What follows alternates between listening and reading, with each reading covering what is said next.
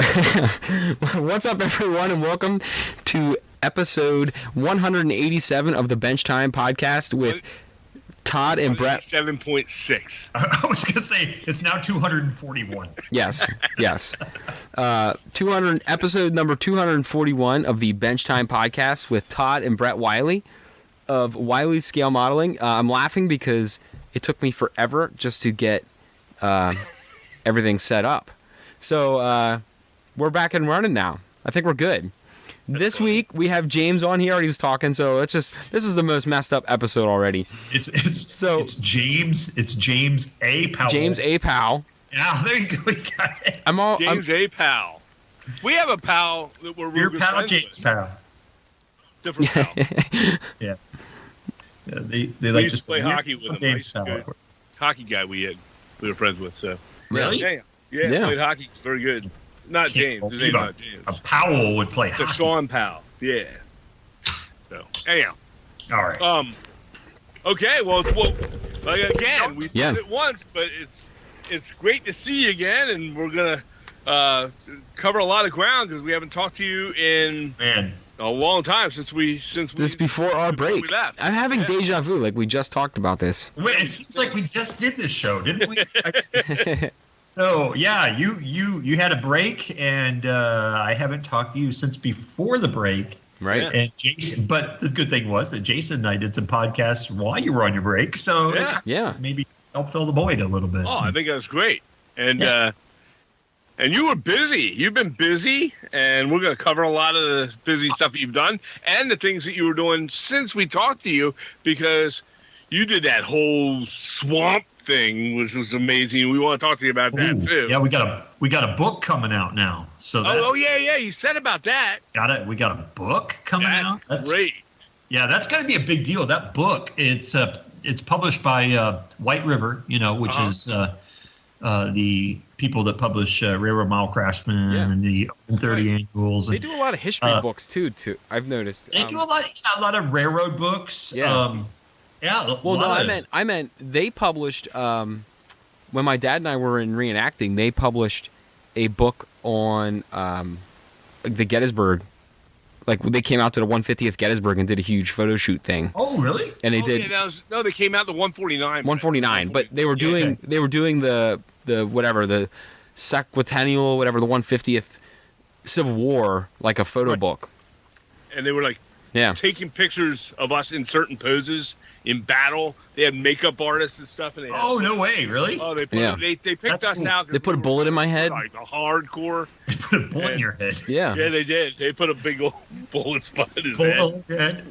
He wasn't in a live pose, of course. But I didn't know they did like stuff that wasn't railroad related. That's super when you put the link out or the announcement out that you were having your book come out, I looked up the publisher because I remember hearing that name before, and I was like, oh, I know, like I heard that before. I remember that publisher, and that was the same publisher. So it's interesting that they've you guys have crossed paths. It's got to be they're like they have Railroad Mile Craftsman, they have Railfan and Railroad.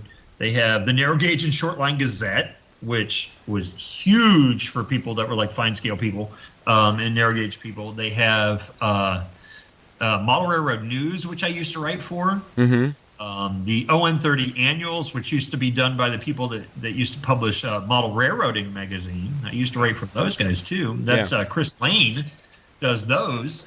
So they carved a niche out. All these, disparate magazines and made this kind of behemoth. So what they're doing is they're coming up with this Master Craftsman series. So why I'm involved, I have no idea. but the first book is on weathering techniques for model railroads, and they asked me if I wanted to write an article, and so it's basically a compilation of all these basically like long articles, I guess you could say. And somehow I got the cover of the book, so that was pretty cool. Yeah, that's a feather. That's a nice feather to put in your cap. Yeah, hell yeah. There's I think there's like 12 or 13 authors in the book. Okay. But yeah, I'm really. Well, you're definitely a master craftsman. So, in my and everybody that knows you's opinion, you're that guy that it would be great to put in there. I mean, so that's awesome.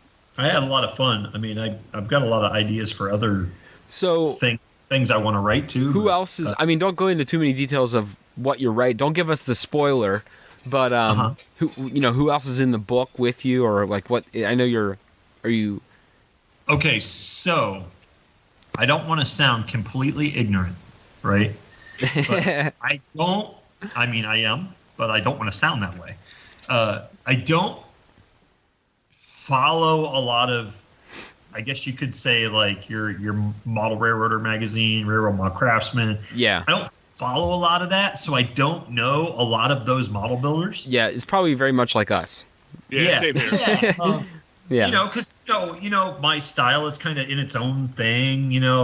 Most of us guys that are into the craftsman thing, it's kind of so. Honestly, we're kind of rogue. The people that are involved, I know they're really, really good because I saw pictures of a lot of the work. Yeah, and they're very solid model builders. I mean, exceptional. So I'm happy about that. I'm probably the oddball out because they're probably like, "Who's this?" Yeah, who's this guy? Yeah, but I got the cover, so nah. Well, I mean, you do have trains, and we saw your trains that were working on your Sure. but you're like us. Your true love, I think.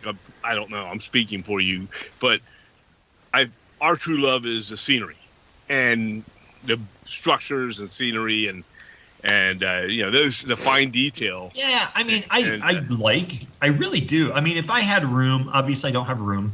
Yeah. If I had room for a layout, I would love to have something that ran really, really well. It was done really well. I like operation too. I don't know if I'd really do it, but I just like the opportunities that like turnouts and sightings and spurs and stuff give you, in photography, because it's just not, a mainline track. So I'm into that. I would love to do it.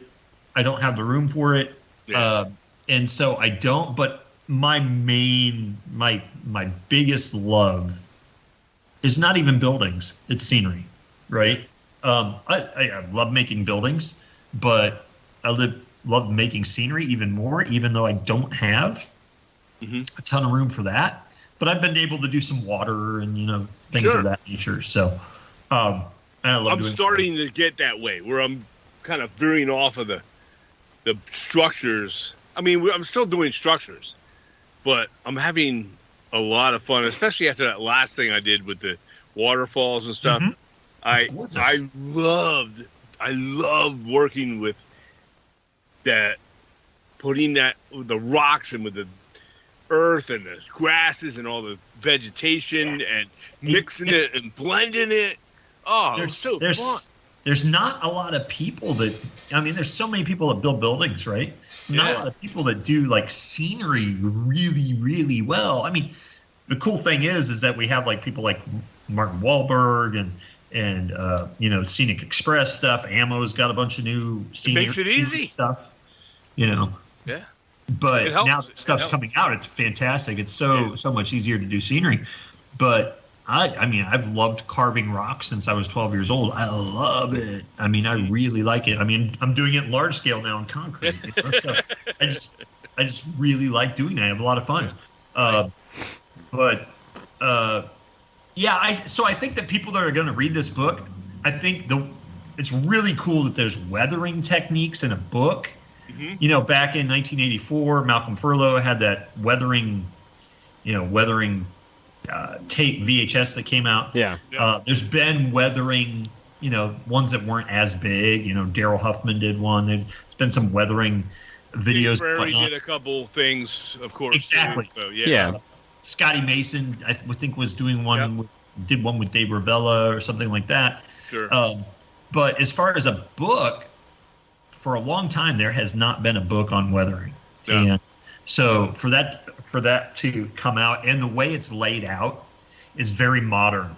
it's not like your old school layouts of the books that railroads have had for years. It's more like how the Europeans are doing their like magazines. Okay. Very, very graphic. Almost very like a coffee table book. Like it's almost a picture book.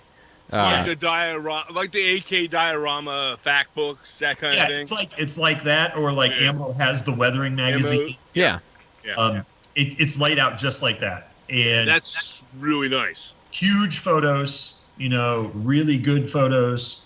So well, that's awesome. So you're not going to get like the grainy school textbook photo of how to do the technique. You're going to actually see some high res photos. Read Model Railroader, and there was like the black and white screen photos, and something like, I can't even tell what it is. But no, this is going to be a really cool book, so I'm very excited. And it's on pre-order. It comes. I just got an email. It's actually going to start shipping it sounds like the end of April, early May. Nice. It's going to be a really cool piece. I can't wait. Is there a link to a website where we can give it to the listeners? Wait, not yet. We'll have to find it, but there definitely is a link for doing the pre-orders for the books. Yeah. I want to say they're selling it for like $35. It's going to be a perfect bound book. So it's not a hardback book, but it's a nice, thick, square edge bound. And the price there shouldn't matter. I mean, let me explain. It's actually not that expensive. Before we go any further, is those books we mentioned from Ammo and AK, and we mentioned the quality of what you're getting and what you'll learn out of them. I've gained so much from those books. I have them from both those companies. I have some from some others as well. And I'm telling you, I had to pay for them. Okay, and they were in that, anywhere from $20 to $75 or something. Oh yeah. Okay. Oh, yeah. But every dollar was worth it because I learned so much from it. It helped all those little details that you're getting out of it.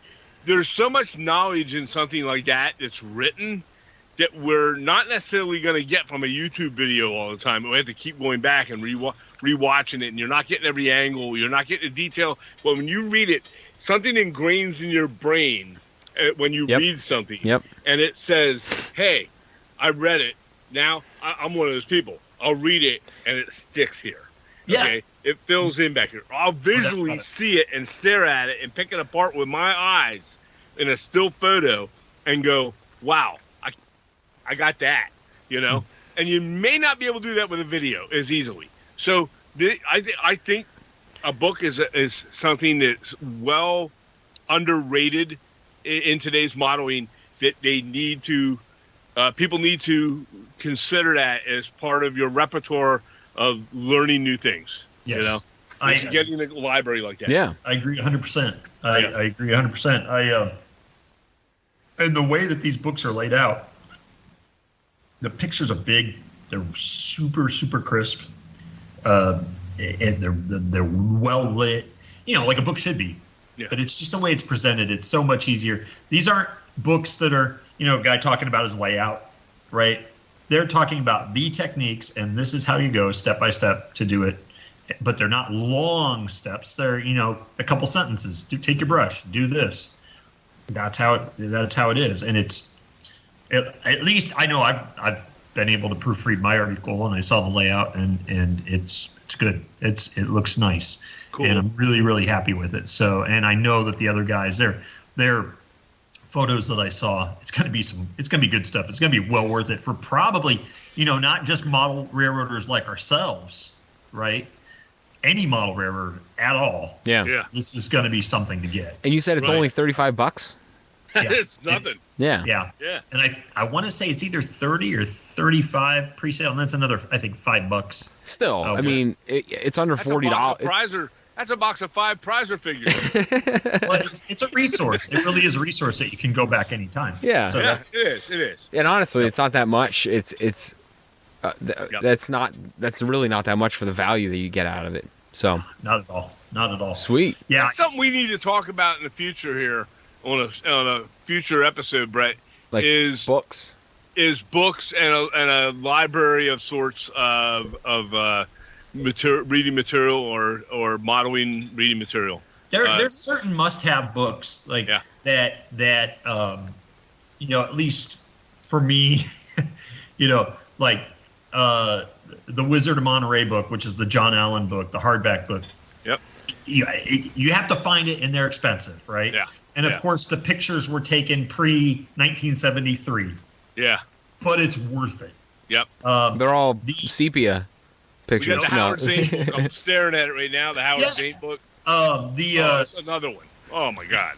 The Narrow Gauge Railroad You Can Build by Malcolm Furlow. Yeah. Dad, is that Howard Zane one that we bought out at Tommy's? He had like a tractor trailer of them. Yeah, Howard gave it to us. Yeah. Oh yeah. No, he said go over there and pick it up. He said go to Tommy's and pick it up. It was ready. Yeah. Anybody that likes structures. Yeah. And they don't know. I mean, I would think that most people that listen to this know about Howard Zane. Yeah. But that guy and his scratch-built styrene structures. It's mind-blowing. Unreal. Oh, yeah. It's mind-blowing. It's incredible. The guy is, and he's one that's kind of in that craftsman vein, but when he builds these things, they're perfect. Yeah. But they're gorgeous. He's the styrene whisperer. He is. Yeah. So that book's coming out, so that's pretty cool. I'm excited about that. We're gonna when it's out and where we can pick it up and everything. You'll get us that information. I'm sure you'll post it on Facebook and other places at the time. I never post on Facebook. Come on. Well, we will share that, of course, and we'll share that as much. I don't see it anymore on Facebook, James. Get it out there for everybody. So. I don't. So I deleted it, so I don't see your Facebook. He's out of Facebook. Oh. He's wondering why Facebook was so much nicer now. Yeah. You don't have to see my ugly mug anymore. Here's the thing: is people delete it. He still does our Facebook for Wiley's. Yeah, for the Wileys. People delete it, but I get so much out of seeing what other model builders are doing. I know. That's the reason I have it. And you get to stay current with them, and you talk to them, and I know you're gonna guilt me. Love it. Well, it's fine. No, yeah, everybody's like, screw Brad. Who wants to talk to Brad anyway? No, I made so before I deleted it, I made a burner account, and I use it to manage my work pages. Okay. So I have that, but it's only on my work laptop. But you do have a TikTok now. But I have a TikTok. Yes. There's a Wiley's TikTok. Yes. I want to talk about that because I see. Hey, there is a Dirt Spot.7 TikTok. And there is. Yeah. I got over 7,000 followers now. That's crazy. I think we're catching up to you. We have 60. 68. 12. That's 6,800. I'm at 60. I'm at 69 now. Nice. Oh my god.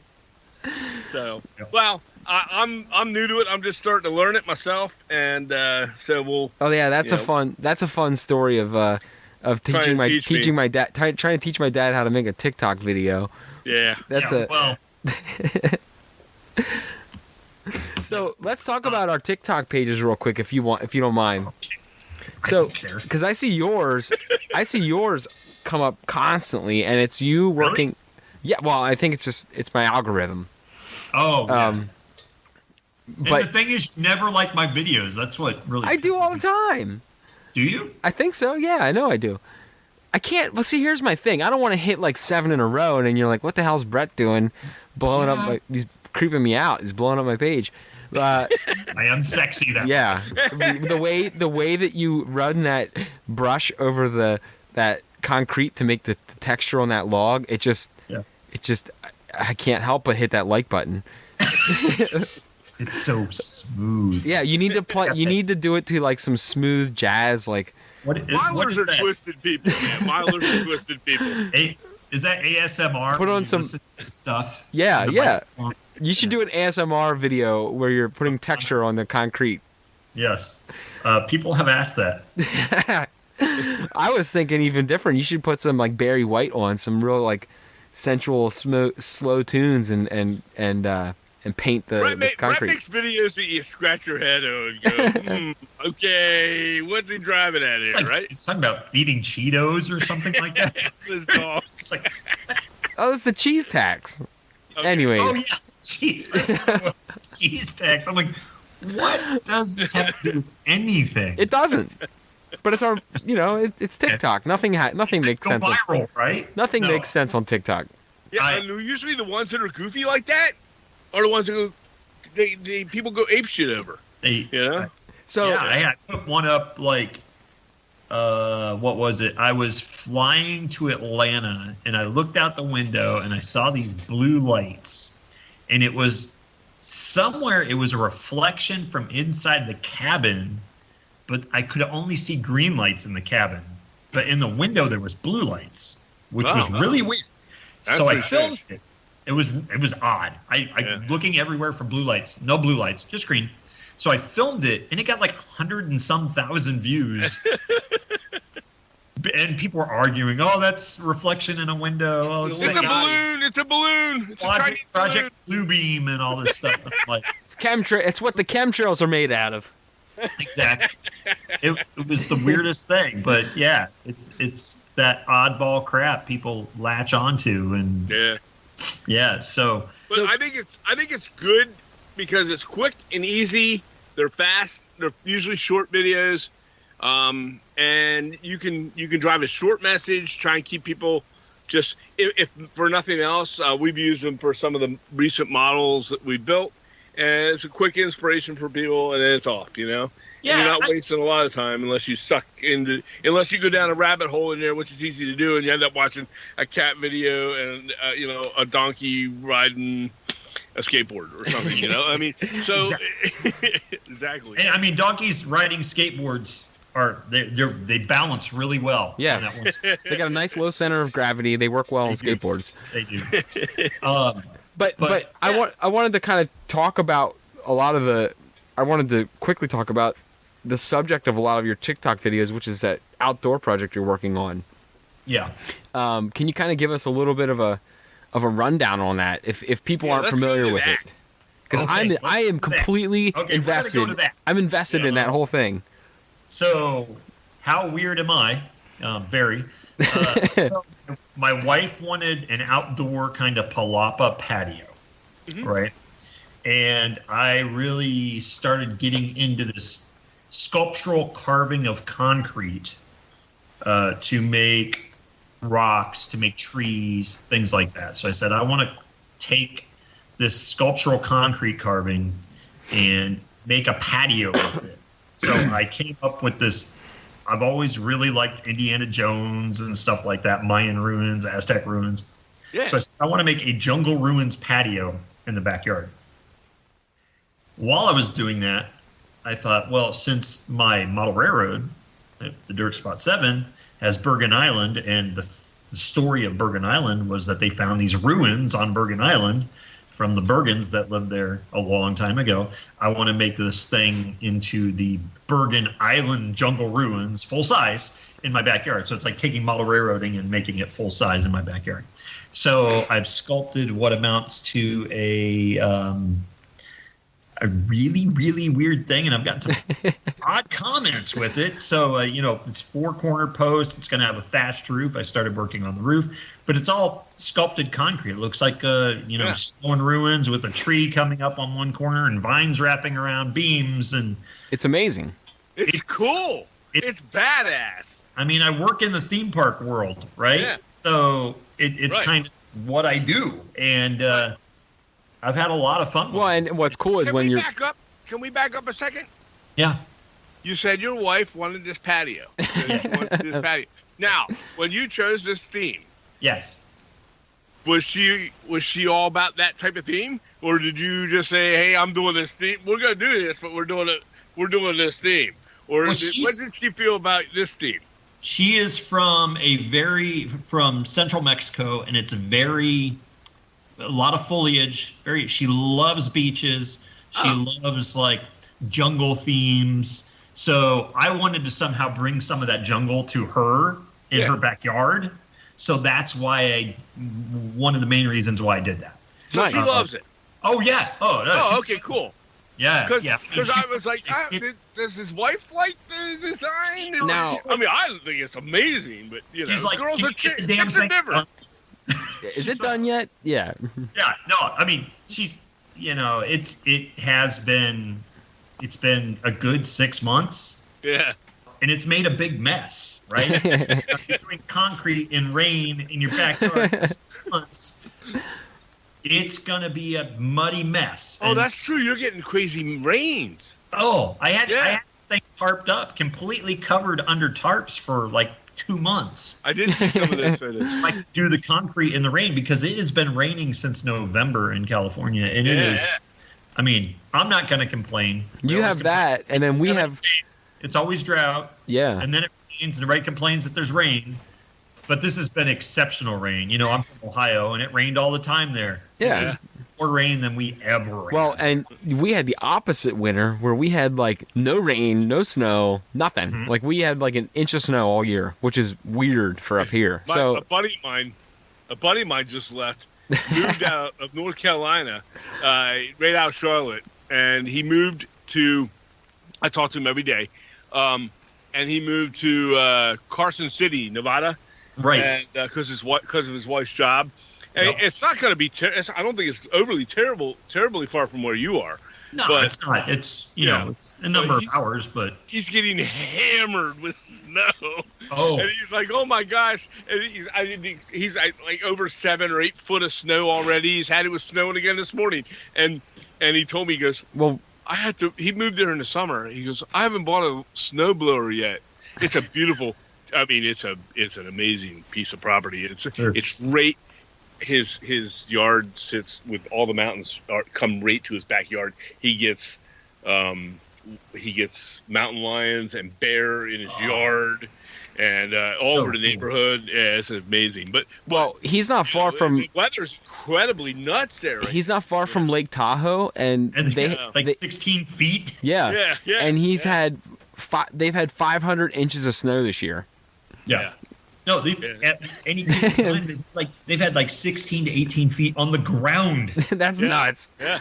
He'll see his grass he'll see his grass in September, just in time for the snow to start again. Oh yeah, it's crazy. I mean, but all the lakes are getting filled up. It's good great. though. It's good. But it is good. It's good. But now I do want to say one thing about your backyard now. Yeah. When or if you ever do end up selling the place, that is going to be the most interesting Zillow listing for that house ever. Can't wait. I can put it on TikTok. I'll put it on the Wiley's TikTok, and maybe we'll get you a couple more followers. Yeah, there you go. Here's a question for that, because so your neighbors, I mean, obviously they can see it from their yards and stuff. Have they made comments?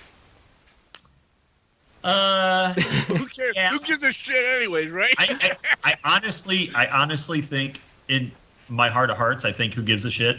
Yeah. I really do. Yeah. It's my property. I know there's all kinds of rules. People ask about HOAs. We don't have an HOA. Of course, everybody has their comments. I look at it and go, "This is me. This is what I do." Yeah.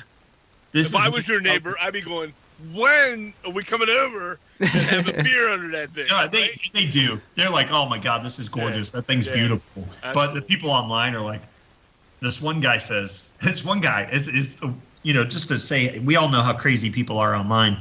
He says, "That thing is such a freaking eyesore."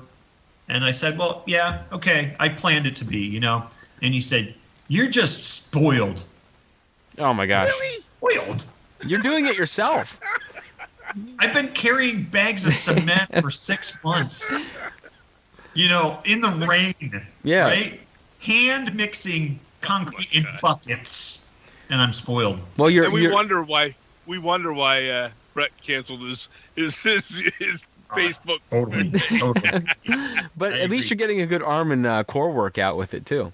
Oh, dude, you know what? I'll tell you what. I have lost a lot of weight. There you go. I've been drinking nothing but Perrier waters and bubbly waters, and that's it. No soda, and it's a workout, and I'm doing it at work too. Yeah. So but I love it. Yeah. It's creating. It's just like model railroading for me. It feels the same. I love it. It bums me out because I haven't been working on the models. Okay. But I'll eventually get back to that. I'll be done with this fairly soon. So we're getting there. Yeah. But, Okay, the design on this thing. yeah. Where's that coming from? I mean, I saw you carved in some of the stones. You have like, I don't want to say hieroglyphics, but whatever. There's designs on them. Where is that coming from? It's influenced by Mayan designs and Mayan ruins, Aztec designs and Aztec ruins. But I just make them up in my head and just start carving. There's no blueprint. None of it. What's that? I just said no kidding. Yeah, I just make it up. I mean, it doesn't come from anywhere. It's just my crazy thought process. There's one pillar that's a pock fish from my railroad, from all the fishing that was done on the Spot.7. It's just that, I don't know. It's like, if you can see inside my brain, that's what it looks like. And it's really scary, but it's like a Frank Lloyd Wright house. It's just a crazy. It's a crazy representation of his thoughts. Yeah, nobody ever said to him, "Well, I don't like the way you did that." Well, you're spoiled, James. You're spoiled. That's what it is. If you know about his history, they did. But yeah. Far and away my favorite architect. I've been to Falling Water numerous times. I love Frank Lloyd Wright. But I think it's going to be a really cool piece. I don't know, I'm going to hopefully be in that house for a long time. Even if I move, I'm not going to sell it, right? Right. Because it's been a good, decent investment where it's at. But I want to build another building that kind of looks similar, but that's where I want to put my railroad. Oh, cool. Okay. I went through a couple of iterations of what it's going to be. On the same property? Even Jason Jensen said, you need to make it a ruins when you make your shed for your layout. You need to make it match the patio. Yeah. Because I was going to do like Walt Disney's kids' playhouse in his backyard that he built for his kids because it's very unique. And I was going to do his Carolwood barn that he had his railroads in. And I would love to do that, but it wouldn't make any sense with the Jungle Ruins patio. No, I think it'll be cool. You can build you ever seen that commercial for the she shed? You can build your he shed finally. Yeah, exactly. Have you seen that one? My she shed's on fire. Did you see that? Am I talking to myself here? You are. But that's okay. I don't know what you're talking about. All right, never mind. Your she shed's on fire? The she shed. Never mind. It's we're not going down that rabbit hole. Must be a Pennsylvania thing. The shed, if you would do that, and you could. Now, obviously, you've done that with your dirt Spot.7, the whole thing that would match what you've done with the gazebo. Is it a gazebo? What is it? It's like a gazebo. Patio, pergola. Patio. Yeah, kind of like that. But you could, if you're building a building like that, would give you the space you need for a layout. Now, my head's thinking you could expand.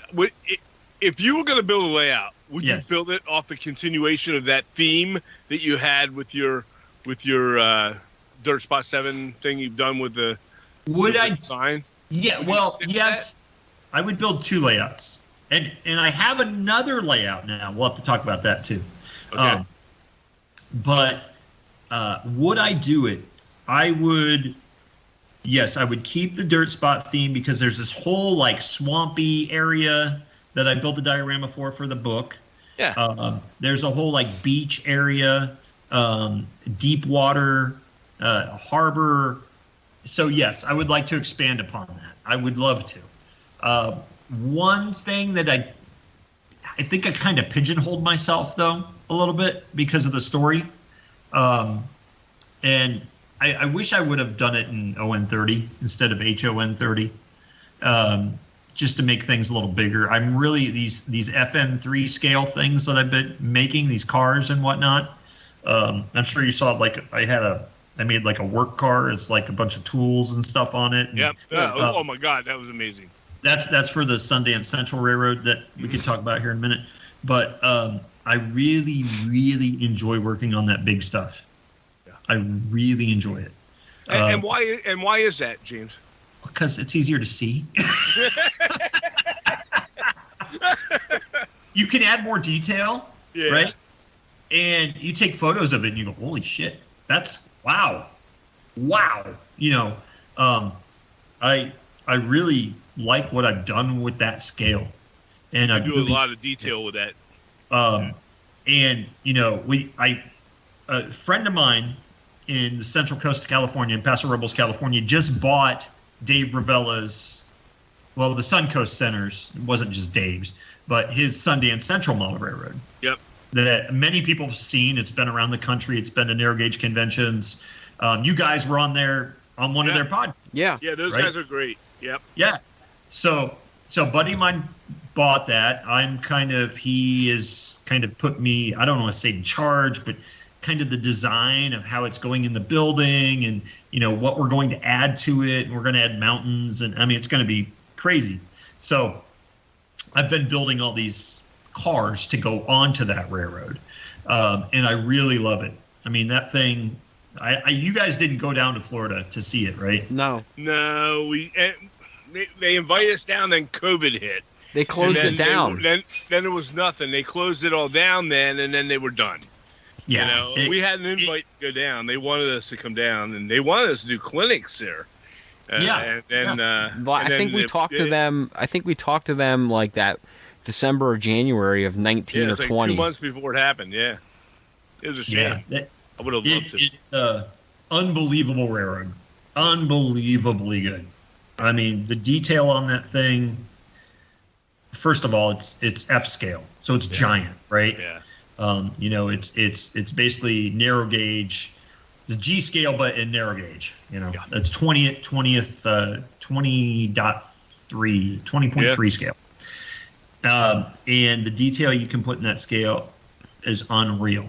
I really, really enjoy working in it. It's big, and it's not something you could easily build at your house, which there are people that have layouts. I know a guy in Fresno that has a huge layout in F scale. Yeah, in F scale. Dang. And it's fairly well done. But it's nothing like the Sundance. The Sundance it's amazing, and I think that it's going to be the cool thing is the place where it's being put is in the center of this. It's a place called Tin City, right? And Tin City is it's a very well-known winemaking. It started out as an industrial park, and basically over time, my buddy Mike, he owns all the buildings, and he started leasing them out to all these winemakers, and then beer brewers, and there's a couple restaurants. There's a Michelin-starred restaurant in this place, so it's a tourist attraction. Sure, it's a wine tourist attraction in wine country. So they get hundreds, if not thousands, of people per weekend there. That's so cool. Very high end, but the Sundance and the railroad part of it is all going to be part of this. And it's going to get exposure, and people are actually going to see it the way it needs to be appreciated, is what you're trying to say. Well, I mean, the Suncoast, let me tell you. Oh, yeah. The place that Dave built was fantastic. Oh, yeah. With Monster City, we did some work for him. His stage where he had the modeler's workshop where you could go up and do your clinics, right? Mm-hmm. We built that for him. It was so well done. The lighting, everything was impeccably done. He didn't miss a beat with it. Right. And I don't want to keep saying he. And I didn't mean that. I meant now that it's no longer there, you're taking an amazing piece and it's not going to sit and collect dust and shit in some warehouse or somebody that doesn't take care of it. It's going to be appreciated by other people instead of dying. And that's like awesome. San Juan Central did in New Berlin at Paul's Hobbies. Yeah. That's I what remember New Berlin. That's right down the street from me. Well, yeah. Paul's Hobbies. I don't know if you ever went there. Yeah, it was in a little caboose thing or a railroad car. They had a couple of railroad cars, and then there was a building beside it. But I lived like 20 minutes from there. Malcolm Furlow just passed away last week, right? Mm-hmm. We're gonna date this podcast, but he just passed away. Right. And he was, I mean, since the time I was 12 years old, that guy was it seems weird, but he was like a hero to me. Yeah. I mean, guy influenced so much of what I do. He influenced my career. I grew up on his book. I learned on his book. I mean, You know, the photography, and a lot. He got a lot of ridicule because it wasn't prototypical what he did. yeah. But what I loved about it was the artistry, and that dude was cool, man. He played in a band. He was a model record. He played Disney. Yeah. That guy was cool, right? Yeah, yeah. He definitely set a bar that influenced a lot of people for decades after. So he influenced the artist people.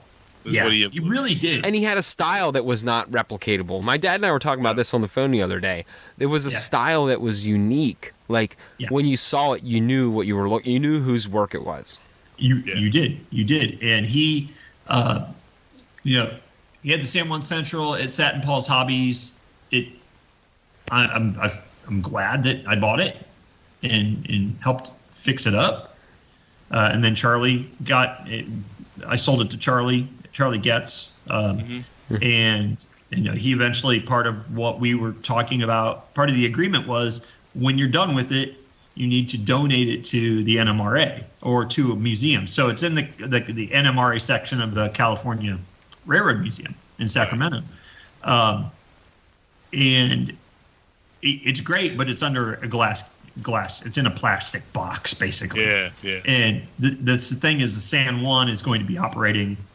People are going to be able to see it. Right. It's not going to get locked up in this plexiglass box and never get rain.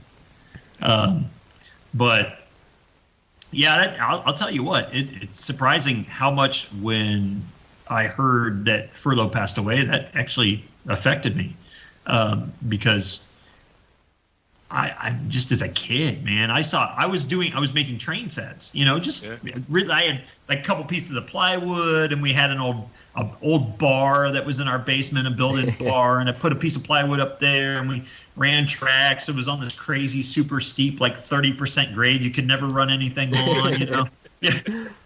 But once I watched the videos, the model railroader videos, and I saw that San Juan Central part of that video, I wore that damn tape out.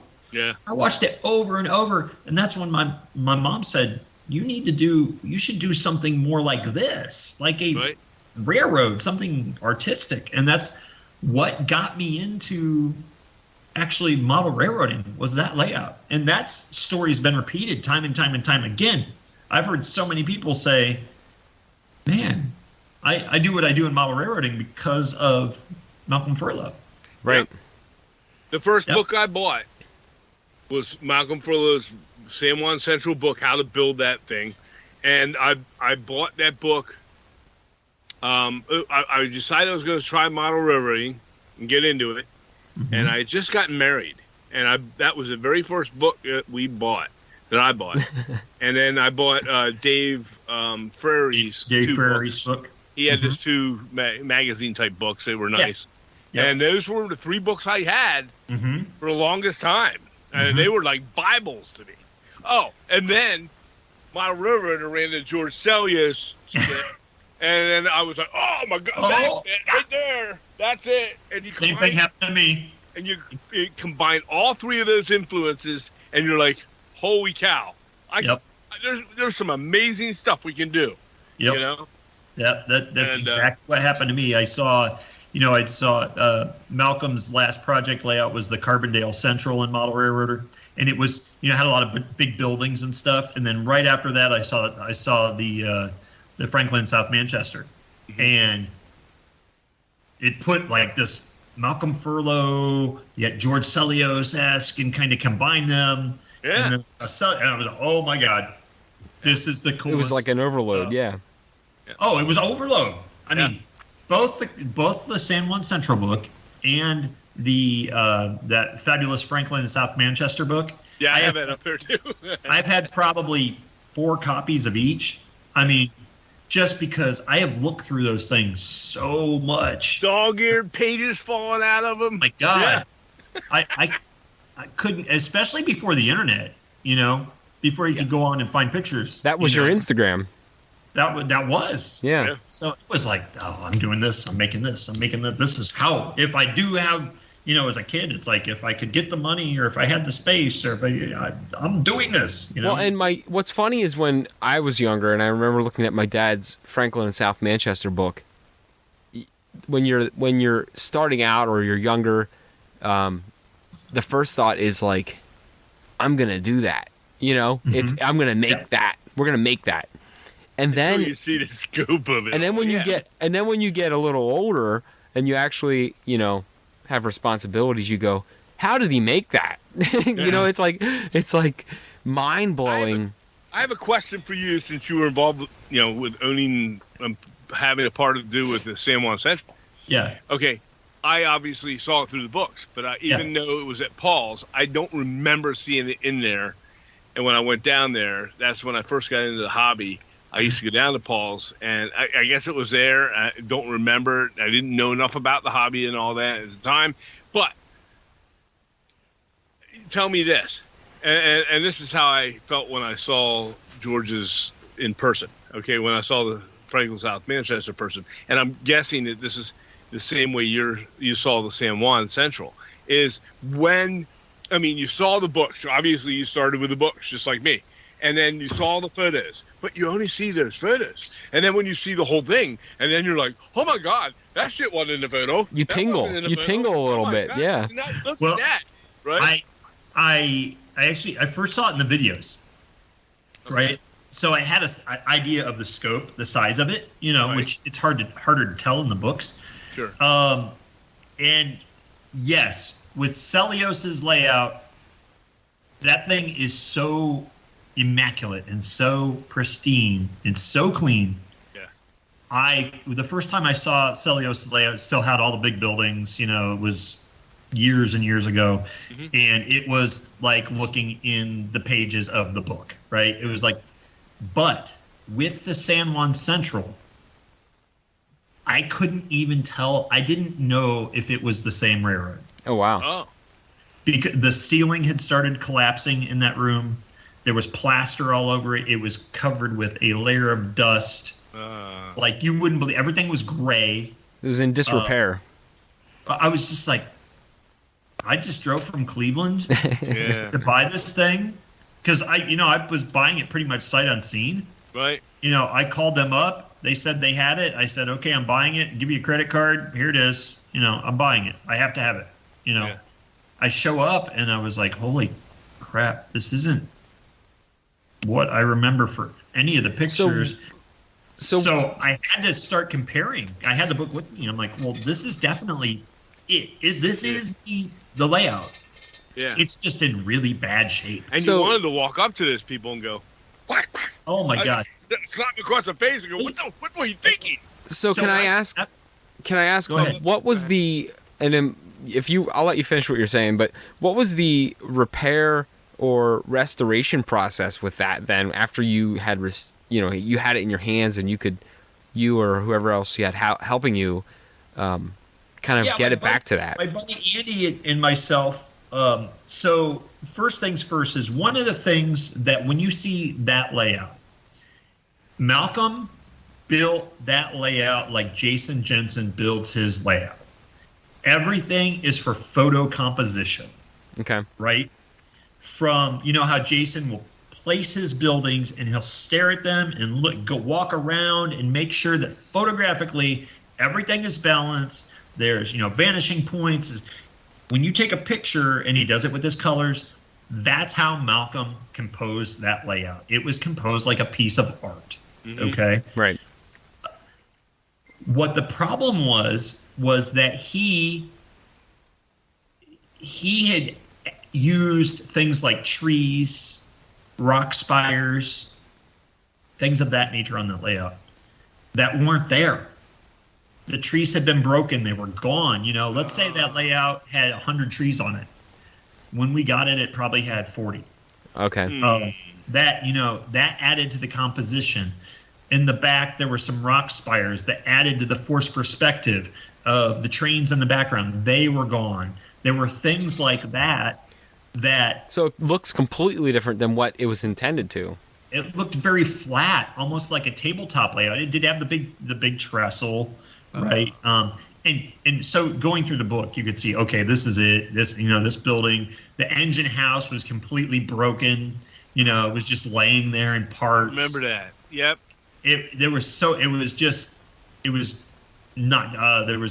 I remember in the video, he talks about, I'm trying to get this feeling of Tin Cup.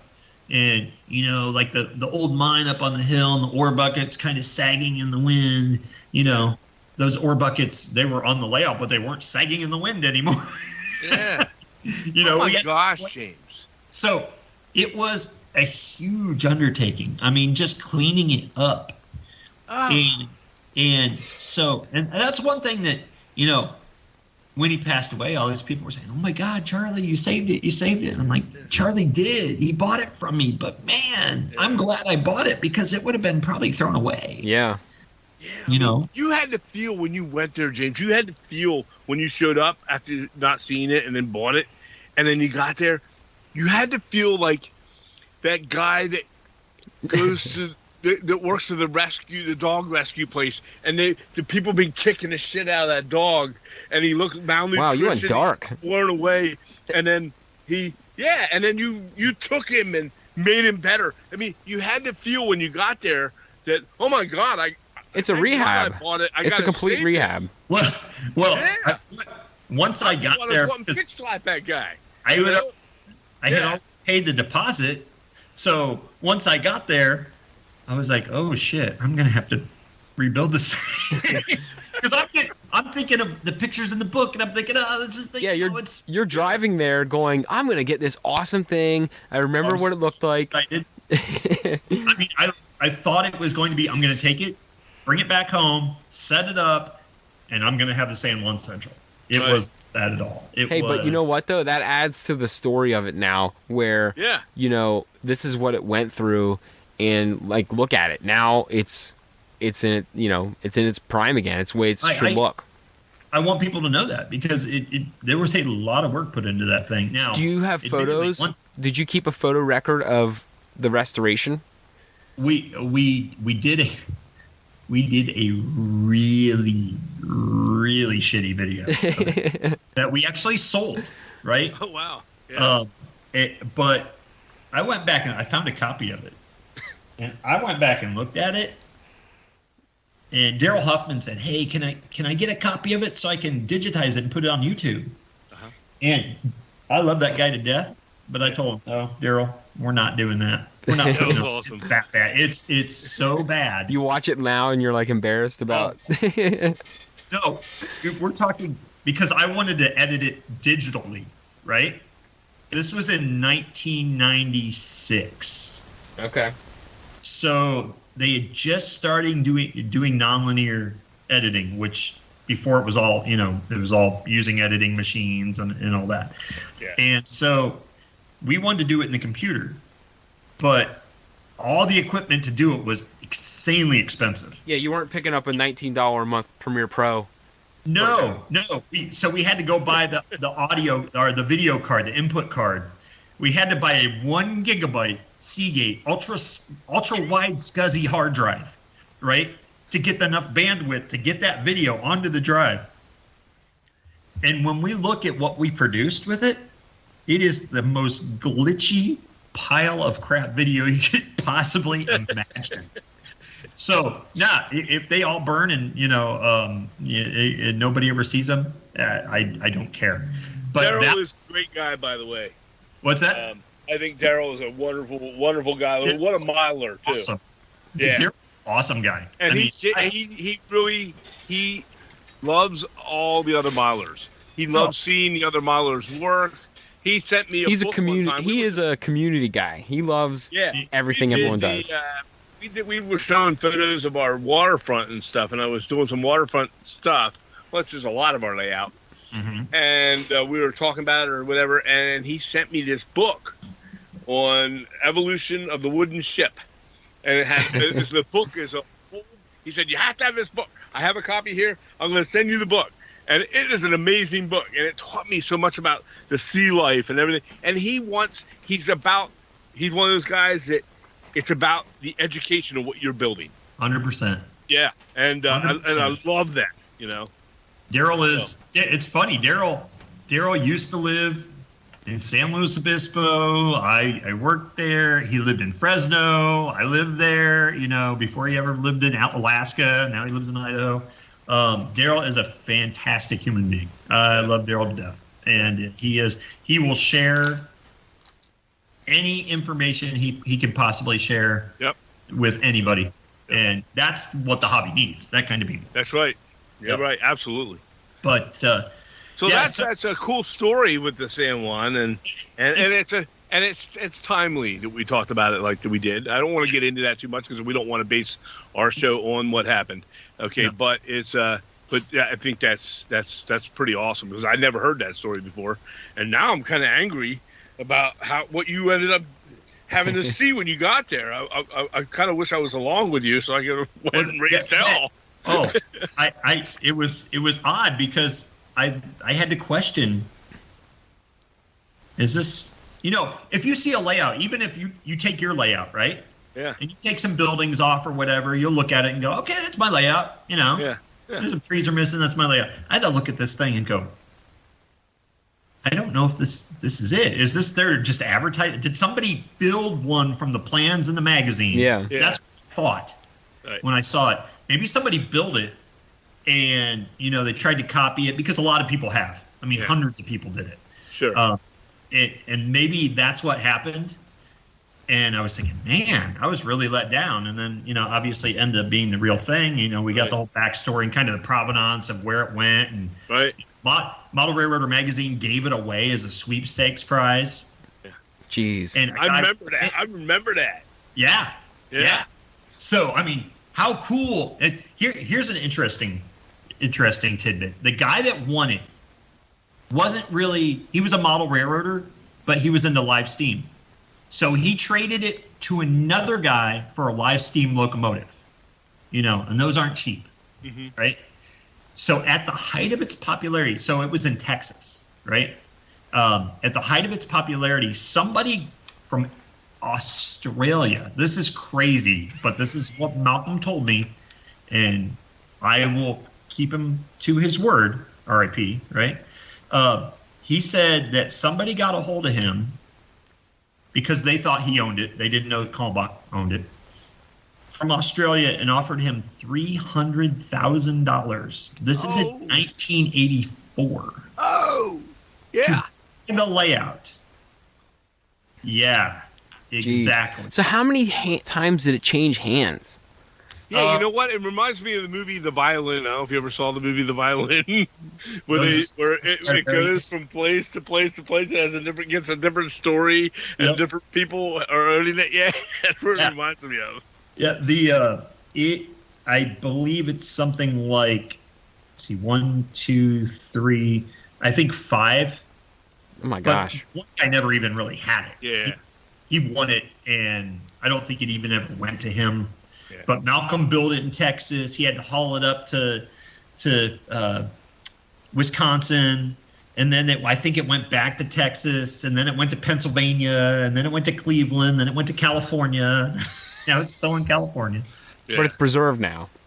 Yeah. But the last 3 stops were because of what you've done, So I'd like to say that a good part of it was. I mean, one thing Charlie did, which it needed desperately. I never worked on the track.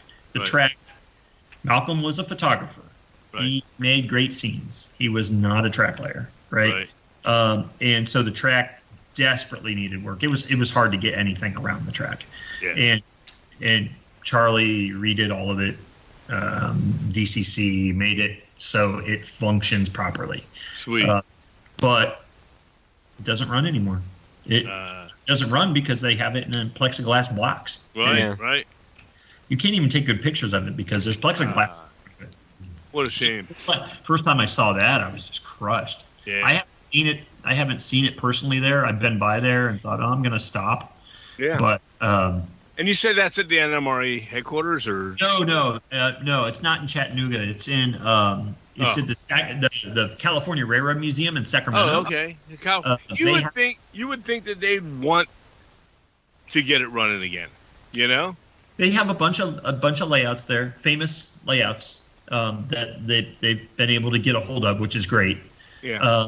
But they're protected because, think about it. You have the general public there. They're not even Right. auto railroaders. They have to protect it somehow. I just wish True. that there's a different way to protect it. Yeah.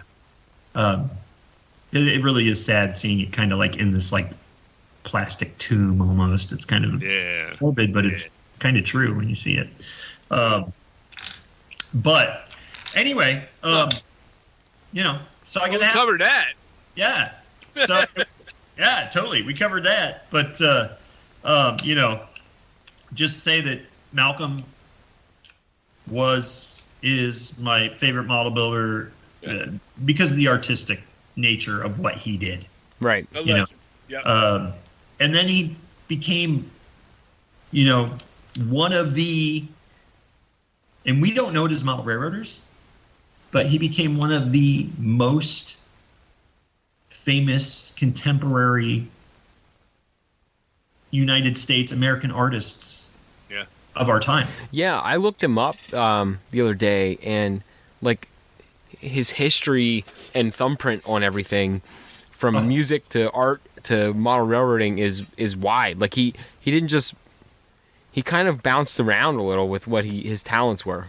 If you look at the list of famous people that have his original artwork, you had both George Bush's had his artwork hanging in the White House. Wow. I mean, there's something to be said about that. Yeah. That's a big deal. Yeah, you don't get your art, you don't get your work in there if no one appreciates or knows who you are. Oprah has a piece of his artwork, right? Again, another artist situation where we were talking about where we're not, as artists, people, we're not satisfied with just sticking to one particular form of art and one particular medium. We have to try different things to satisfy or to pacify us. Yeah. And He awesome. He was a musician. He made film sets for Disney, worked for Kodak, and made photography ads for Kodak. Crazy. Just insane. Yeah. Insane. Yeah. Now, what else you got going on? You said something about some other layouts that you have. So what's up with that? Well, that's the Sundance Central. Okay, yeah. It's a pretty big deal layout by itself, Right. Now, at the Sundance Museum, at the center, what happened to the other displays? Did they? Because there were some really cool displays in there. I think Hal Reynolds he was a part of that. I think he had some stuff there as well. What happened to all those displays? So a lot of them got parceled out. Now, I wish I would have known because they had one there that I love. It's called the Muskrat Ramble. Okay. And it was a swamp, ON30 swamp layout. I saw that. I've seen that one. Yep. Really, really cool artistic piece. And it actually, I talked to Dave right after he sold it. And otherwise, I could have ended up with it. I would have found a place to put that. Sure. But he basically was able to sell or donate most of them. Good. I think a lot of the military dioramas, which once again he had military dioramas there that were made by this Italian artist who is one of the best in the world. Yeah. I mean, Dave did not skimp when he wanted something that was very high end, and if he liked it, he will, acquire it. Yep. And the artwork or the models there he had fantastic. He had some of Brian Nolan's stuff there. Of course, he kept that. Yeah, absolutely. But I think a lot of it got distributed around. That's good. That's good. He had, and I don't think anybody ever understood, but he also had, which I at one time had sold Dave. I acquired, sold Dave, and then now have it back. George Lucas's actual editing table that he edited The Empire Strikes Back and Return of the Jedi on. Oh my gosh. Oh man. The actual thing with his nameplates on the editor. I was actually meeting with a guy today, a friend of mine who worked on the prequel movies Yeah. He's donating a bunch of stuff to the George Lucas Museum in Los Angeles, so I'm going to be talking to them. But yeah, the on Disney Plus they have the Industrial Light and Magic series talking about the models and everything. And throughout that whole series, he's sitting in front of the editor that I own, that used to be there. And so that to me is huge because it is a piece of movie, pop culture history. Yeah. That's wow. Really cool. I love that. The good thing about that, thank God that Dave was responsible for all that and found the homes he did for. Because he is a person that would have taken them and put them in the places they needed to go. He would have not allowed these pieces. There were so many awesome ones there. And I'm only going by the photos and things that I've seen of it all. But he would not have ever allowed those things to go to somewhere where they wouldn't be used or appreciated or seen again. Right. And that is awesome. He had those because he loves them. I mean, they mean everything. I mean, he is if you can equate the art world with the model building world at all and collecting the pinnacle of, like owning owning a Monet or, whatever. Right. Sure, Van Gogh. We got working in the art world and they can't think of any, having like a Picasso or something like that. Right. That's basically what he was collecting. Yeah. Was the highest end of the highest end stuff. And what was cool, we did the show with them. Yeah. They had us on, and we were like live, and we were all being able to see each other, like you and I are right now. Mm-hmm. But it was a live video show that they posted, and we, it was neat. It was special to me because they were all gathered in one room. Yeah. There was like 6 of them, and and every one of them were these guys, they were those milers, and I'm like. And they were talking to us and asking us questions about our shit, and I was like, and they were like, we were explaining things that we've done with it, and they were like, literally caring about what you were telling them, and they were asking questions, and I was like, oh my god, I'm getting asked a question by Dave Ravella, holy cow, right. Yeah, all these guys, and they were so cool, they were so nice, It was on the same scale for me that day as when going into visit the Franklin, South Manchester, and standing there and talking with George. Oh. And I felt that I was like, wow, those are some amazing people. They're amazing milers. They don't do anything that isn't perfect. But then they don't talk about it that way either. They don't. Right. They don't look at it the same way that way. We all are like they that. They look at their work the same. Look at our stuff and go, eh. They look at their work the same way we look at our work, where we're like, like, really? Oh, believe me, could have done that. And then other people go like, it was awesome. I've talked to Dave before, and Dave and Brian, those guys, to me, were, as far as quality of model building. Yeah. I love Celios, I love Furlow, but man, those guys were the best. Oh, yeah. In our genre, in model railroading, in detail. Those guys, and I'd talk to Dave and be like, oh man, I love that. And he's like, really? Yeah. But you know what? It's not just him. It's all of us. We all do that. No matter how good or experienced you are, we'll make stuff, and we're not, we've come a long way in our modeling, but I wouldn't consider ourselves to be amazing artists or anything. But when you make it, and you're going, I like it, I'm satisfied.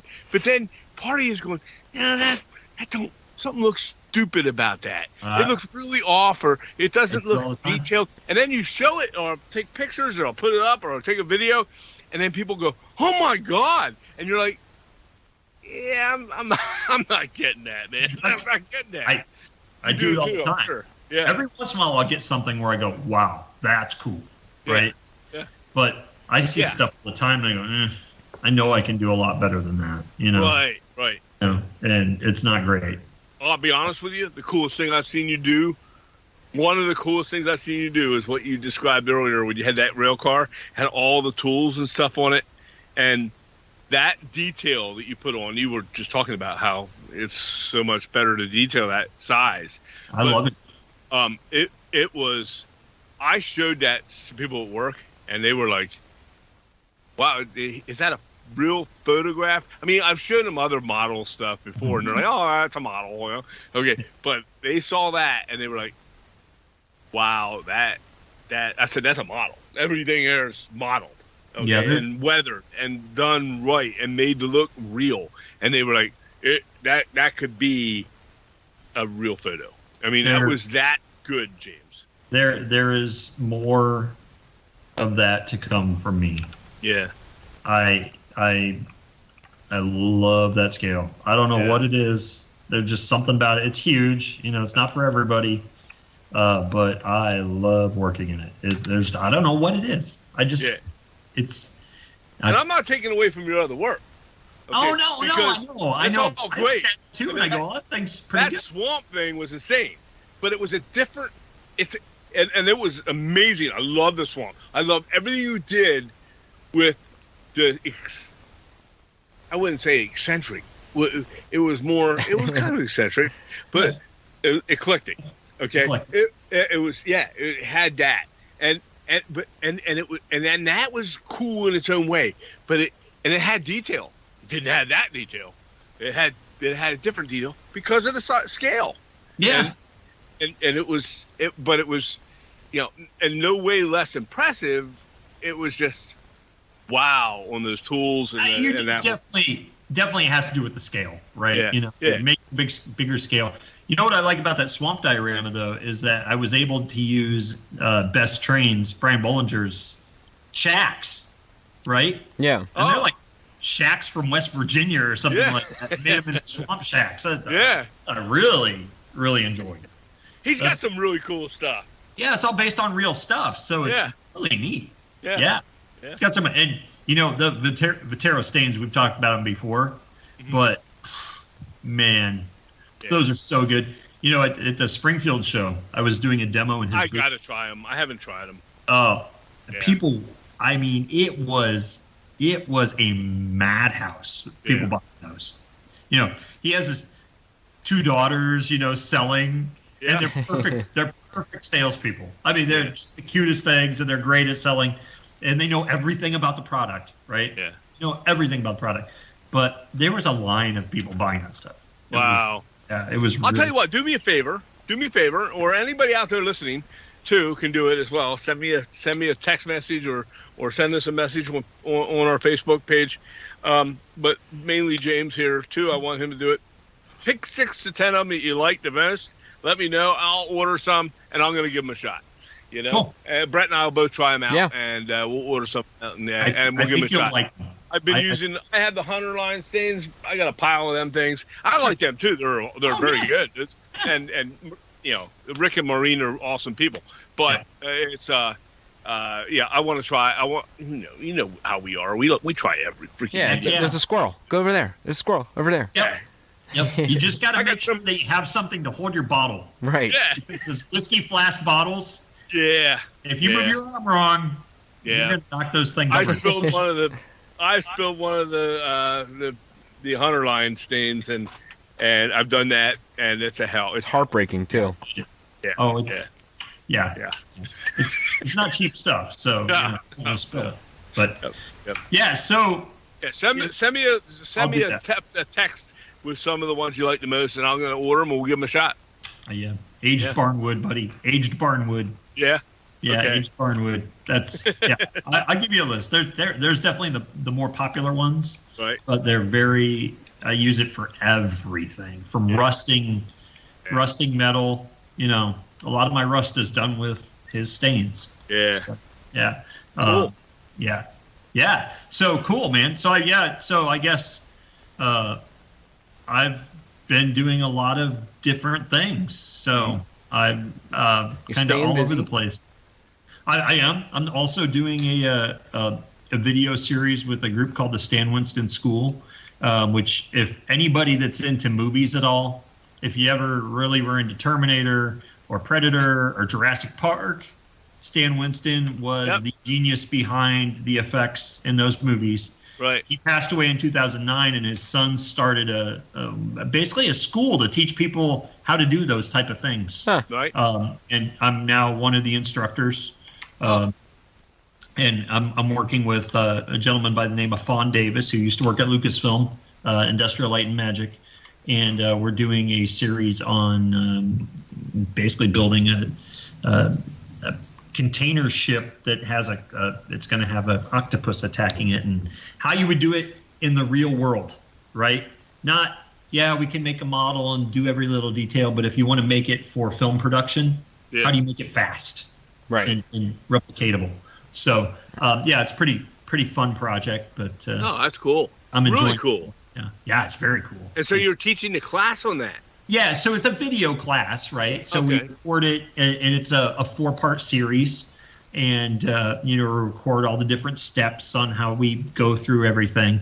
But the class includes everything from bidding a project, and this is for artists that want to be in the, I guess you could say maybe the film industry or want to sell their art. It goes from bidding the project, because artists are notorious for underselling themselves and not charging, right? And always getting beat up by the people that say, "Oh, well, my kid could do that," or whatever, So, starting with that all the way to, actually filming the final piece. So, really enjoyable for me. I just, from a kid from Ohio, who wasn't around anything film or television, and being able to work in it. That's right. You're from Ohio. That's why you've seen all that Frank Lloyd Wright shit from out Pittsburgh area. That's why the big Yeah. Yep. I'm a little slow. I know that, and that's okay. He catches around. He comes around eventually. He does. He picks up on it eventually. But yeah, so doing that, and just really working like a madman. It's a lot of fun. Love doing it, but it's all about it's about being creative and being able to do things that make things that aren't out there, that don't exist. Yeah. And, standing back and going, "Oh, wow, I made that. That's really neat." And if some people like it, that's cool. If they don't, it's cool too. It's fine. Yeah, you learn quick to just brush off the people that don't, and then you cater towards the people that you find that like that. I will say, like we were talking before, that we do model railroading because there's so many different facets. Right. And you can maybe be like, oh, maybe for these couple months I'll really be into buildings. But then I was scratch building turnouts, because you don't really buy them in HON 30, Right. So scratch building turnouts, and no, I want to do wiring, or I want to do scenery, or and I think that's why we're all into it, because we can do all those different things and jump around, and you can take those things that you do and with your job, with your profession, you can throw so much into it. I mean, different things that we wouldn't probably think, because we don't work in your world,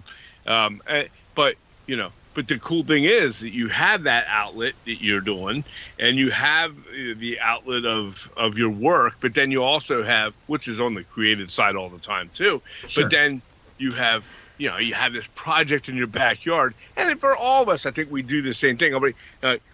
We do the modeling and the model railroading thing that we're doing, but then I have the military modeling thing. I just bought a stack of military modeling crap for like $20 on a Facebook marketplace for $20. Some old retired guy. He had a stack of this stuff, and I jumped on it that day. I said, when can I meet you? He said, you have to come to my house and pick it up. I was like, I'll be there. Just give me the address. So That's $20, cool. right? So I want to do some more of that. I want to do some dioramas with that. And I want to create, now that I've done some of that diorama work, I worked on that with the waterfall and all that. I want to kind of, instead of buying a diorama kit to make the base and all, I want to make my own shit, my own thing, right? Yep. I want to try and design it myself with the foam and all. But not only that, then I bought this thing for my granddaughter. Oh my gosh. I saw that. Hobby Lobby. I was at Hobby Lobby. I was like, they're coming over this weekend. It'll be great. Well, they're going to be here. I'm going to pick it up. I saw them a couple other times. They're on sale. We're going to grab this. And I didn't look at the box. It said 14 and under, and they're 8 and 5. And I had them there for about 10 minutes, and they were like, I had them with a brush, and they were putting glue on the back of the paper that sticks onto the wood wall things. Right. And I wanted them to glue it, but not get on the other side, so I'm holding it still while they're gluing it. Then they handed it to me, and I was sticking it on the wood board, and then I put it on because I didn't want them. I want bubbles in it and all that stuff, right? I wanted it to look nice for them, and then they're there with me, and I'm trying to read the directions. It's a nightmare because they look like this. I'm going to show you because we can see each other right now. But all their directions are like this. Right. And they don't have any. There's no words every day. Okay. So I'm trying to figure out what these damn hands are doing. Right. I've got to make the freaking plants. Okay. Yes. So out of the material, it's like origami. I'm looking at them like, there's no way in hell a 18-year-old. I don't even think a 14-year-old is going to do some of this stuff. Yeah. Right. And I was having fun with it, but then the girls are there and they're like. That one disappeared. The 5-year-old disappeared in 3 minutes, right? And then the 8-year-old was with me for a little while, and she was like, "Pappy, this is boring." See, I'm going in with Grandma into the other room. I was like, "Okay." So, and I'm there at the table for the next 45 minutes doing my own shit, right? Sure. But and now I'm kind of having fun with this, and I'm going to try and do it a little different than what the directions are and add some of my own stuff to it. Yep. But it's something simple and stupid. It was for kids, and now I'm sitting here going, how can I jack this thing up, man? There's a lot of people that take those kind of things and they make it's a very popular genre to turn them into like haunted things. Yeah. Where they'll make like the wallpaper and they'll have it ripping on the walls but then all of a sudden it becomes something unique. And the people that are into that, and there's thousands of people into that genre, they'll go, yes, can you see that? Yeah, there's a buddy of Jason and I. His name is I can't think. Javier. He's out of Spain. Okay. And he started doing that, and now he sells all this stuff in the U.S. He makes dioramas, builds them, sells them in the U.S. just because they have like this little hint of hauntedness or something, and it's a whole genre that we don't even think about as model railroaders. That people really enjoy that stuff. Yeah. One of the things I've been seeing on Instagram, a lot on Instagram, is these modelers. I'm trying to think of some of the names of the guys. There's so many of them. There's a guy. Amazing. They make just walls. It's just a wall. You hang it on your wall, or it's in a. Yep. Joshua Smith, street artist. Oh my God! That's one of them. That's amazing. That's one. His is real 3D. It's got like phone booths and storefronts that you can see deep into. It's insane. I'm talking about just a wall. Oh yeah. A building, and it's got some signage on it and stuff, and then it's in a frame, and you can just hang it on your wall. And I want to do that. I want to try that. A good friend of mine out of Fresno, his name is Chris Rayleigh. He has an Instagram called Route 9 Signs, the letter 9. He makes replicas they're scale model replicas of a lot of like neon signs, old Route 66 type signs. And it is really popular. Wow. But he got into weathering, and so, Ammo got him some stuff to weather with and whatnot. But he makes them realistic. So he'll bring them to the actual place where the real sign is. A lot of them are Nevada, Southern California, and he'll hold them up in front of the sign and then move his out of the way, and you'll see the real sign, and they're dead on usually. Wow. Yeah, he's become actually good friends with Dave Meek, right? Oh yeah. Yeah. So Dave's another one. Oh my God. Yeah. What an amazing piece of work he has at his house. Oh my God. Yeah, that thing's insane. Have you been there? No, I have not. Man, I was there this past year. Yeah. Wow, is it cool? Jake tells me about it all the time. Oh my God. It is cool. When him and Jake are together, it's hilarious. Oh, yeah. It is. Oh, they're great. They're great. But that wall thing I was telling you about, we already do it when we build these buildings. I work on one wall at a time till it's complete the way I want it. But this way, I could do a larger scale wall. Yeah. Just one wall. Yep. I could put all my focus and detail on that one wall and jazz it out, you know? Yep. And make it look that real, and then just put it in a frame. Have you ever seen the doors that I play with? I make the little... Yeah, those two are amazing. Those are the Hobby Lobby dollhouse doors. Oh, no kidding you. So they're hanging right beside that diorama kit that you bought. Yeah. Right? And I just take them and I modify them a little bit, and I paint them up, and I want to hang all those in the shadow box. Yeah. Just because I think that would be a cool piece of art. That's me. And it's not like a model railroad. It's something that even the people that aren't into models, they'll see that and go, oh, that's really cool, you know? Yep. So, I love model railroading. Yeah. You do too. Yeah. We all do. Brett loves it. But I want to do more than that. Yeah. I want to do other things besides that. And I think it helps with everything else that we do. Mm-hmm. You know, when we get back to it, you know? I don't want to leave it. I just want to do more. You take a World War II vehicle, right? And you build it. I made a Normandy scene, right? Yeah. In 1/35th scale. And you build and make one of those snorkel tanks or, you know, Sherman. I'll tell you what, when you're researching that, I love World War II history. I'm just me too. Love it. Huge into it, you know. But being able, like you're talking about, doing a little diorama. Now, you know, as model railroaders, we just create our own little thing, right? But being able to go back into history and recreate kind of a scene. Yeah. Wow, that's fun. I mean, there's something about that. But it all helps out our model railroading, no doubt about it. Well, and then the nice thing about what you said, James, you're creating a scene, but then what you're doing is, like, I have it at my desk at work, is we like World War history, we like just American history, and what you're doing is you're bringing a piece of that, like, into your daily life. So you're not only creating art, but you're learning about history. Because when I did mine, and I know when my dad did his, I'm sure you're the same way. Like, I did a tank diorama, and then I wondered why that star was on the side of that tank. And then I looked it up. Right. And then I realized that there's some of the tanks had a black star. And then I'm like, well, why do they have black star? And then I start going down these rabbit holes in history of nothing to do with modeling. I'm just like fascinated with that now, and I just try to learn more. Well, it's all part of, like I say, model railroading for me. Ever since I was a little kid, it is why I'm in the business I'm in. Mm-hmm. It is why I work for theme parks. I work for film and television. Yep. It is why model railroad, right? It is why in grammar school, in grade school, I was very interested in science. Some of the things we learned about in physics, I learned initially through model railroading, right? There's so many facets of it.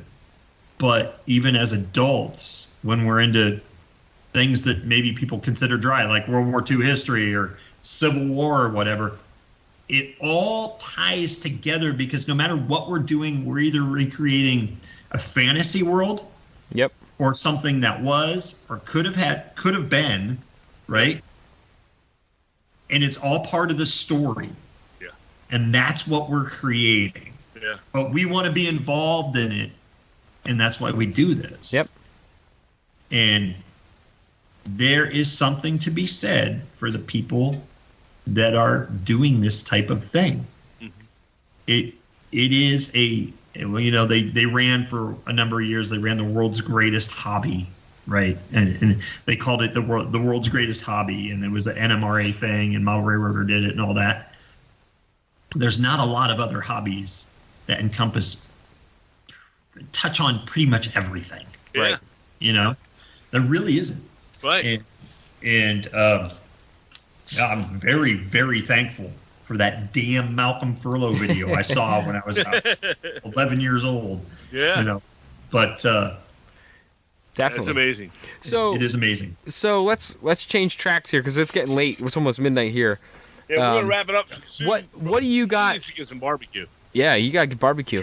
let's wrap it up with what do you have? Like, what's next on your plans here, and then we'll end it on that. Okay, I'm gonna finish my patio. Got to get the thatch roof on, the electrical in it. Yeah. Put a big fan in there and finish that up. What am I going to do next? I did recently just start working on the very top part of the dirt spot layout. Okay. So I've started putting in some more buildings in there. I've committed to bringing my original dirt spot layout, the ON30 layout, to Gary Beatty's. He has, and it's kind of grown over the past couple of years. He has this thing called a mini festa. It's in Riverside, California. And Dave Meek goes there. Jake Johnson goes there. Basically, people that have funky ON30 layouts, little ones, they bring them there. And all the guys get together and they check out the layouts and, shoot the shit. And, it's like a car meet, but for modelers. Basically, yeah. But it's like in his garage. Yeah. We need some of that over here on the East Coast. Yeah. Well, yeah. But he's going to have like 12 layouts there or something. Dang. Wow. Yeah, and it's just these people are just getting into it. Chris Raley, the guy from Route 9 Signs, he's coming. He's going to bring some of his signs, So I could see this really becoming a thing. Wow. But so I'm going to go to that. That's in May, and that should be fun. But probably the next things I'm going to do that are going to be major are starting some more F-scale stuff. Okay. And doing some more stuff for the Sundance Central. Right. Yeah. Right. Yeah. Oh, that's cool. And what are you guys doing? I know you've been working on the waterfront and on the layout. I don't ever see Brett. We added that waterfall section we did with the that's the Atlas Gorge thing. Mm-hmm. We did the Atlas Gorge, and I built it beautiful primarily. Diorama, by the way. I built it. Pardon me. I said beautiful diorama, by the way. Thank you. Really nice. And I had a lot of fun with it. I truly did, because it brought me back on doing something so big.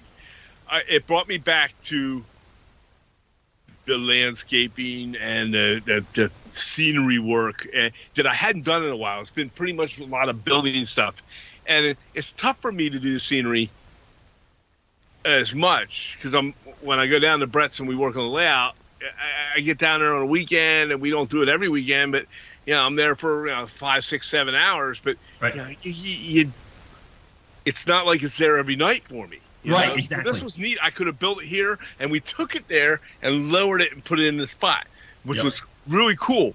But now, so we did that, and now we're going to build on the back. The one side goes up real high, and we're on the one right side, and I'm going to go downhill to a section we haven't even done yet, and we're going to connect to it.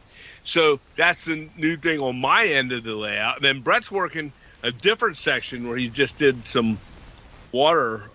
So a low tide kind of water. Well, no, I'm doing a retention pond.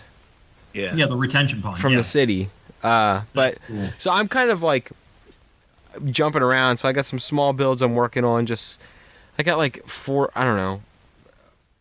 Not 40. That was an over-exaggeration. Probably have 20 Kit of the Month Club kits I got to work on. And I'm going to kit bash a bunch together, and I'm going to put them down in this little gully we have in the center of our town. Okay. But I'm kind of working on my retention pond area, and then I'm going to do like a square foot at a time out from there. So I'm just going to focus on that section. Now, my work speed is a little slower just because, I got kids. We're doing a million things with their sports and all that and work, but I'm chipping away at it. I'm working on this retention pond. I'm gonna do the center part of the town, basically where I have the terminal kit from a couple years ago from Foscale Models. I'm gonna work out from there up to like straight across the center, basically to cut the layout in half, and then I'm gonna work south, and that doesn't mean anything to you, but down towards my end where my dad's not really heavily involved. It's more industrial side. That's we both kind of had the scenery bug right now.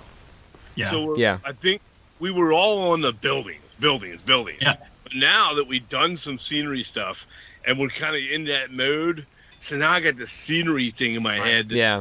And it's actually we're to that point anyways. It's actually pretty cool, James, because like my dad's done a lot of seaside and larger buildings because he's got a little bit different time on his hands, and I've been filling it in with a lot of smaller, your medium to smaller size kits. Yeah, things you can complete I can do it in a weekend. Yeah. Yeah, and exactly. Then what's cool though is our styles aren't drastically different, but I'm doing all pretty much industrial, smaller, like civic and industrial buildings, and my dad's working on these larger, more complex things. But when we mash them together, it's kind of neat because I have my southern end of the city basically that's all industrial / fishing town, and the center city north to where my dad's working is more I don't know what you would call that. Urban. Yeah, it's like the downtown urban section. Right. Yeah. Okay. Sure. Yeah, I'm doing a lot of industrial factory / fishing industry, and my dad's doing the town and north of that to like the Bay area. That's now. Have you yet? And I haven't heard. You had at one time talked about maybe moving. No, we're not gonna move from our property. Okay. But we will. My wife and I will probably be building here at some point.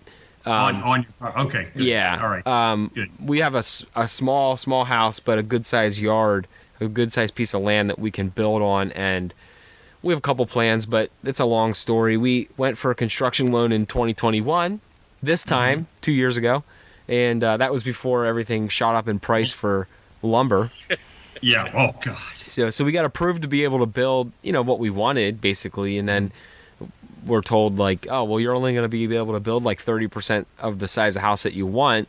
So then we waited because we're like, well, we'll wait a year, and then of course interest shot up. So now we're just stuck in this weird like flux period of when we want to pull the trigger. A permitted design that you can't do anything with because lumber is too expensive or the interest rates are skyrocketing. Yeah, we just kind of paused it, and now we're just, we just got to pick our poison and figure that out. But the good thing is I have room to build one of two options. I can either build off the back of our current house and live where we are now and then tear down the smaller, we're not keeping it. Or I can put the other option, which I like better because it gives me a place to put all my toys, is off the backside of my driveway, put a pole barn type building.